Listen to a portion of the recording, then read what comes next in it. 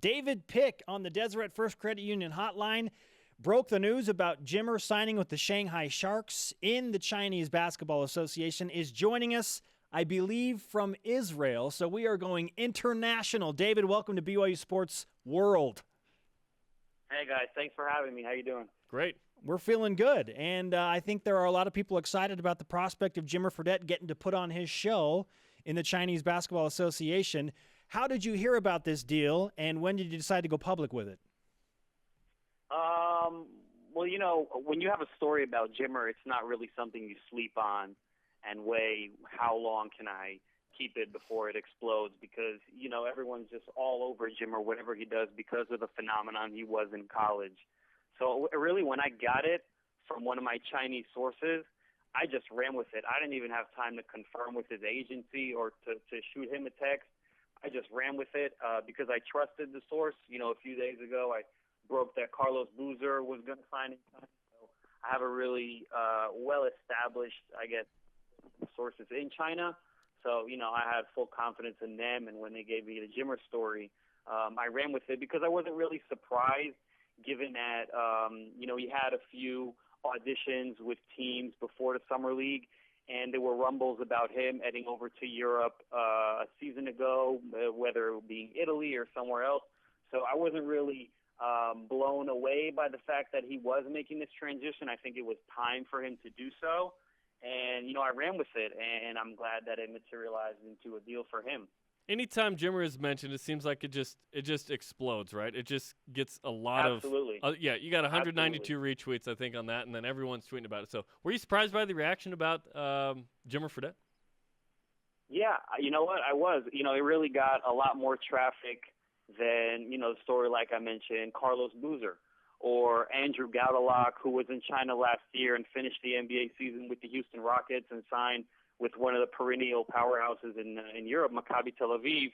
I think he barely scratched 70 retweets. And this is a guy who Kobe dubbed the Mini Mamba. Yeah. So, you know, anything that revolves around Jimmer, I guess, you know, you really nailed it. You hit it on the head. He can go, you know, Jimmer spotted at McDonald's or whatnot, and you'll get 500 retweets right there just because it's Jimmer. That is the truth. David Pick joining us, talking Jimmer Fredette and Jimmer Mania hitting China. How are the Shanghai Sharks in terms of a competitive basketball team, and what kind of experience do you anticipate Jimmer will get there with that team? Well, that's a good question. You know, I love that Jimmer Mania phrase you just threw out there. It's so true. But the Shanghai Sharks, they kind of suck. They did. You know, truth be told, since 2008, they only made the playoffs 3 times. Their last championship run was in 2002, which is over a decade ago. But Yao Ming has a resume of signing solid NBA players, talking about guys who were on his team, from Gilbert Arenas to Delonte West, Michael Beasley, last year A.J. Price.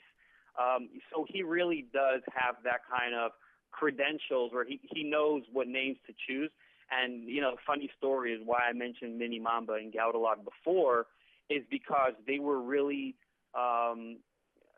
debating, or they were mulling over which guard we're going to sign, because they already have the draft and stash from Boston, Gershon Yabusele, who's going there next season. So Jimmer is going to be pairing up with him over there. Every team in China only has 2 Americans.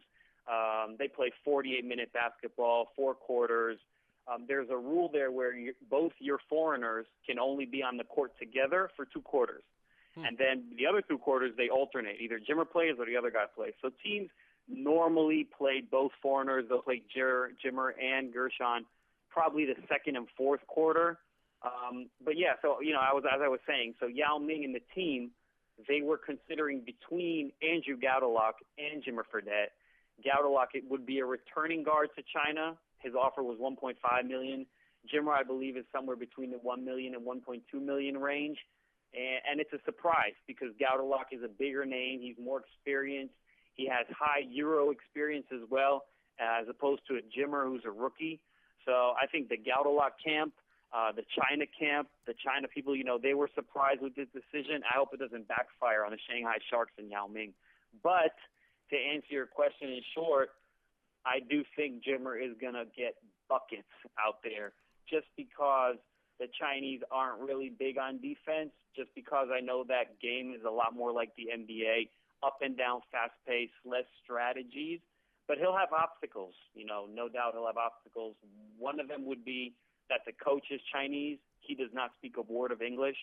So timeouts and locker rooms and stuff like that, Jimmer will have a translator. So, imagine crunch time down the stretch, one possession game, coach is yelling his head off, 10,000 people in the stands, and Jimmer's trying to understand what the coach wants from a translator. So those are some of the scenarios that he's going to have to adjust to.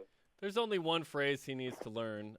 What's Chinese for "give me the dang ball"? I think is what he needs to learn. I know. So only 2 foreigners. That's interesting because I noticed A.J. Price was a featured guard, if I'm not mistaken, last year for the Shanghai Sharks. Put up 30 a game, played 43 minutes, 21 shots a game. It would seem like a lot of that could go to Jimmer. Yeah, absolutely. The guards who come in there come to dominate. Jordan Crawford, who's a former NBA guard, averaged 43 points a game. Jonathan Gibson, who just signed with the Mavericks, a 3-year deal, strolled around Europe, and he was in there last year, 42 points a game. Marshawn Brooks, I'm sure you remember Marshawn Brooks from around the association. He averaged 35 points a game. So they bring in these guys to put up buckets. Do I think if Jimmer puts up numbers, it'll get him back in the league? No, because a lot of other guys have done so, and they're not back in the NBA. But, he'll have to take this team really far in the playoffs. Doing so with the rookie and Gershon, him himself being an overseas first-timer, some success can be, eye-opening to NBA teams where he's adaptable, where he can adjust to situations that are really hard. He can show maturity. I think those are the things that teams will measure because everyone knows he can get buckets, whether it being in the desert in Israel, in Asia, or in the NBA. David, it's great to talk to you. We wish you safe travels internationally, and we appreciate the insight into Jimmer Fredette playing in China.